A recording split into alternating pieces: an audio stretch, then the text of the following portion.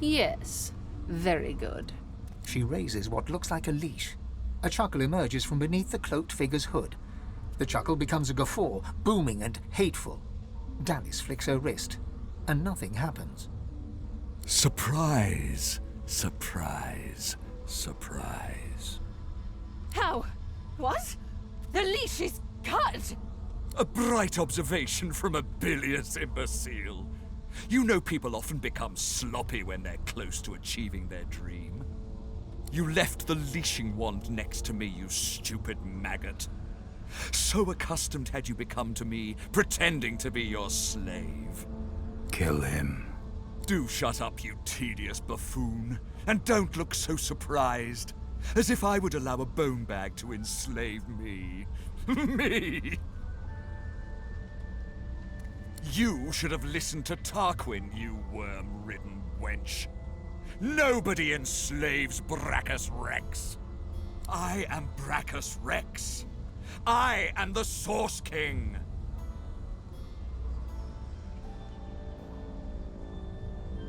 Braccus Rex, you ignorant dog. Braccus! I am the one true king of the Source. He who shall be god of the Source. It is time for my divinity! Or did you really think I'd play slavishly along with your ridiculous scheme, Dallis? Yes, I played my part of the servile stooge. But know this. It was only about the power of divinity. Kill him. Now. Too late, you mouldering, blight-stained pigs. Grant me power, my ally. God King, I call on you! You dare interrupt Braccus Rex? How novel. Who are you to challenge the Source King? Ah! You were the fetid dirt on my boot. You are nothing at all. I am the Source King. I shall rule.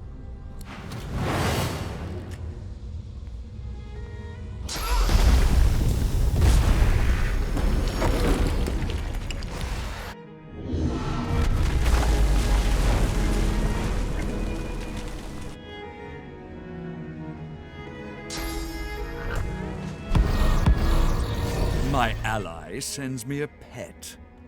What a fitting gift.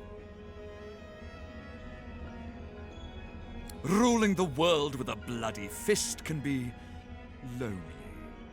I needed a companion. Come to your father.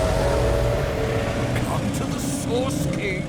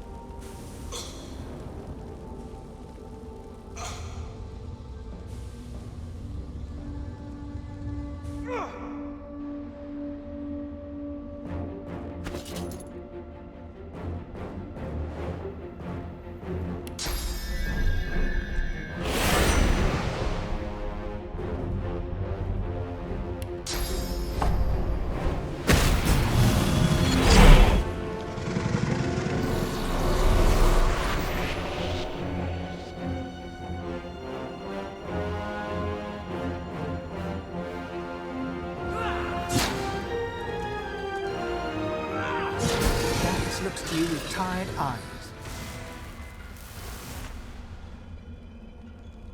I have failed. The future of all that is rests on your shoulders. You think back on your journey here, on all you have seen, on how the Magisters hunted sorcerers who committed horrible crimes, and purged sorcerers who only tried to heal the sick. You think of how the Eternals unleashed void-woken horror on the world in an effort to reclaim it. You look at the source around you. You know that within your reach is Divinity. You think of what you could do with such power. Seeing the vast quantity of source in front of you, you think you should be able to handle a couple of void-woken. You think of your personal problems. It's time to make a choice that decides the fate of Rivellon and of you. Where do you stand?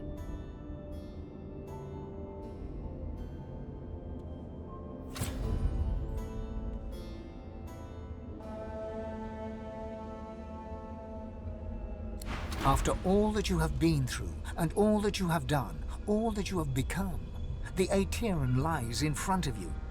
Divinity is yours to take, or to sacrifice.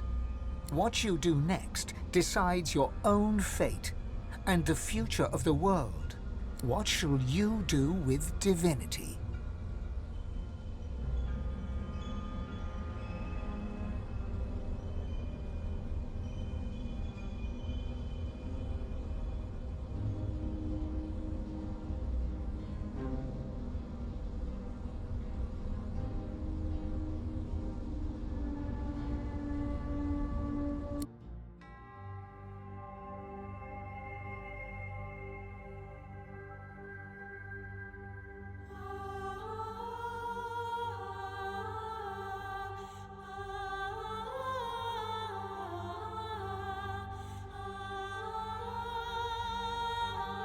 And so it ended. A tale that began with my own ill-fated attempt to rid the world of the Godwoken.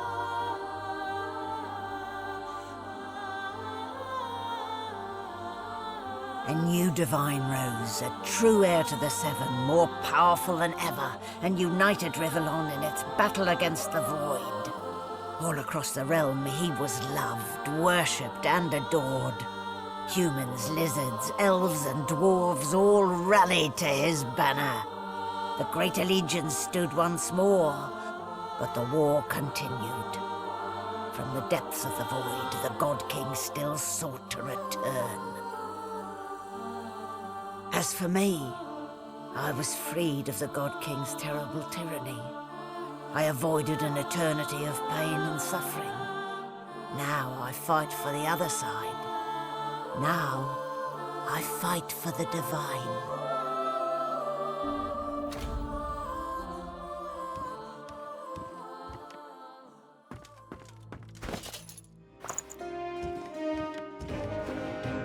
Malady stands tall and proud, sunlight sparkling off her mask.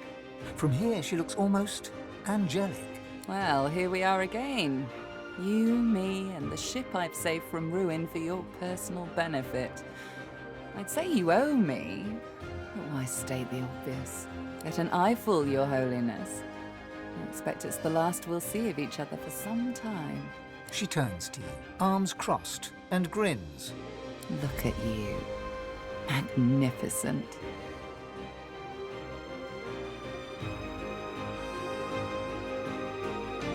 The same way I do everything, of course. Demonic guile. She fingers the mask covering her face. For a moment, it seems as though she's about to remove it, but instead, she places a hand on your shoulder. We've come a long way together. I did my best by you all the way. I sacrificed much. And I'd give even more to see you become exactly what you've become. Soon, I'd like to have a little chat about something you can do for me. But I believe that can wait. Relax. Enjoy. I certainly plan to do the same. Oh, I don't know, around and about. Treat myself to some mead, a lover or 300. I'd say we've earned it. And when the time comes, I'll come find you, Your Holiness. Don't be a stranger. These Godwoken are going to be the death of me.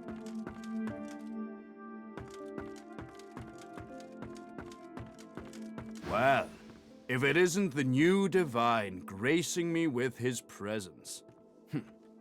How honored I am. Tarquin's smirk wilts into a glower. I didn't come all this way to show deference. Some friendly advice. All who rise are capable of falling. Gods, the Divine, anyone. Remember where you came from. The last thing this world needs is more tyrants. That is the question, isn't it? How does one top the greatest feat of necromancy ever conceived? I might have the answer to that. Tell me, have you ever heard of Tactician? No, of course you wouldn't. It's a written language, unreadable to most, but myself naturally. It comes from a mysterious race from another world, beings that feed on minds. I intend to seek them out. This Tactician seems to guard portals to their realm, and once I've uncovered one, well, why settle for being the greatest mind in just one world when there's another for the taking?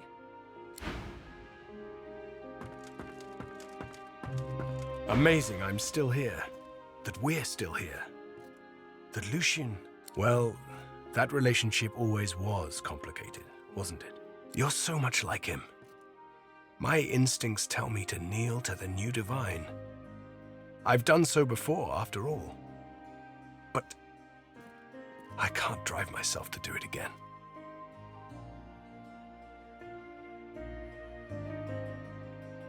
Gareth beams. For the first time, he is his own man. Yet his enthusiasm is not a man's, but a child's. A friend, yes. That I know how to be. For a moment, his mind wanders to memories of friends and enemies, of Malady and Magisters, of demons and Divinity. He is then in the present once more and smiles at you. Friends. I find a way to fit. I wasn't just content to lurk in Lucian's shadow. I was his shadow. Now I stand in the sun as my own man. I just don't know who that man is. And so I find out. My goal is to have a goal, if that makes sense at all. And if it doesn't, well, that's all I've got.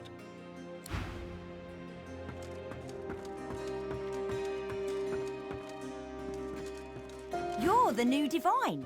That's so cool. What's it like?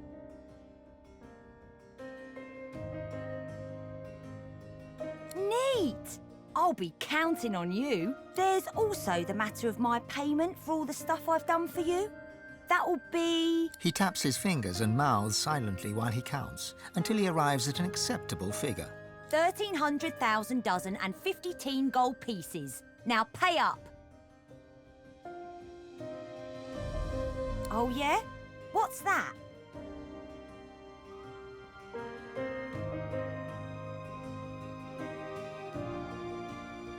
Han ponders your suggestion for all of a second. Okay, I love being all sneaky and well, yeah.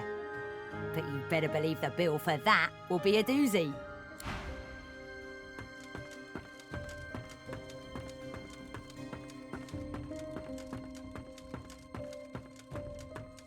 It gives me almost as much pleasure to speak to you as it does to be whole again.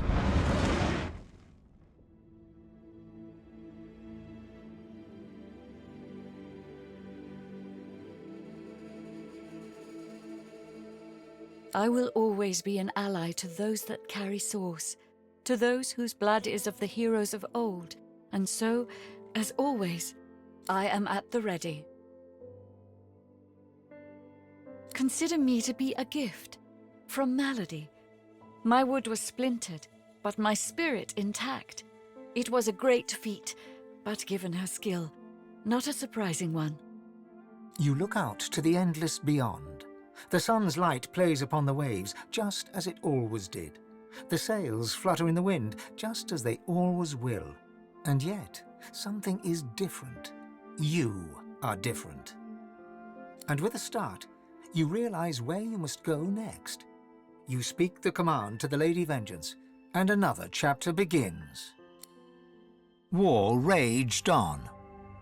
Arx remained the center of power as the races united behind the Divine. But the Voidwoken attacks continued as they did elsewhere. Arx would see many more long years of war. The ancient empire of lizards became one of the pillars of the new Divine Alliance. The houses of war and of shadows were particularly useful in the fight against the God King. The empire used the war to expand its territory. With Justinia dead, the Dwarven kingdom descended into chaos. But although they did not join the Divine Alliance, many joined the fight against the Void and did their people great honor in battle and in death. With Lucian gone, the elves reluctantly rejoined the Divine Alliance. Their place in the war on the Void would entirely depend on the integrity of the new Divine. And here and there, across the world, what was left of the Black Ring fought on. The island of Fort Joy remained a sorcerer's paradise, a place of exile for those whose sorcery threatened to bring in the Void. For their well-being, its residents depended entirely on the benevolence of the new Divine. Reaper's Coast struggled on. The farms and the fisheries fought to feed the people against the Voidwoken blight. The black pits took fire. The oil there burns still. Driftwood teetered on the edge of starvation until the night the Voidwoken came from the sea. All were killed. This did, however, put an end to the famine. The nameless isle had vanished. Although only open water remained, by instinct ships would steer clear. None of the captains could articulate why. Arx battled on. Sir Gareth thanked the surviving Seekers for their service and gave them their freedom. Disillusioned with ongoing war, he set out alone to find a new purpose. He would never stop seeking.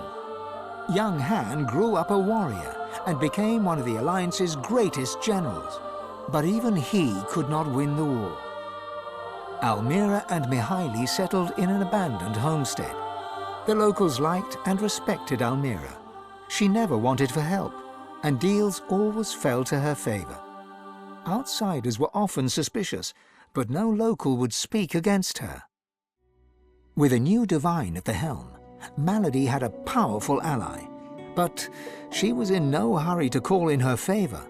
After all, it might be the last thing she ever did. Having performed the greatest act of necromancy in history, Tarquin found the new world unchallenging. He became obsessed with rumors of another plane of existence. One day he vanished and was never seen again. Ahu the wizard served the new Divine with honor, wisdom, and an at times unnerving feline elegance. The undead priestess Gratiana remained in her sanctuary, happy to wait for the war to pass. She was troubled only by the silence of her goddess. Changed by his experience with the Godwoken, Mordus proved a useful tool in the fight against the Void. The Alliance quickly learned to keep him away from ordinary soldiers for the sake of morale. Jehan the Demon Hunter never stopped hunting for demons. Sahala sought to strengthen the Elven Alliance with the new Divine. Her powers of sight proved useful in the ongoing war against the Void. But she could never be sure that the new Divine trusted her. Tova, her mother, was Sahala's most trusted warrior. And then there was you. You, Fane, the eternal Divine. What did you do with your power? What kind of Divine were you as the world battled on? Did you show mercy or strength? Did you sacrifice others as Lucian had done? Did you regret becoming Divine?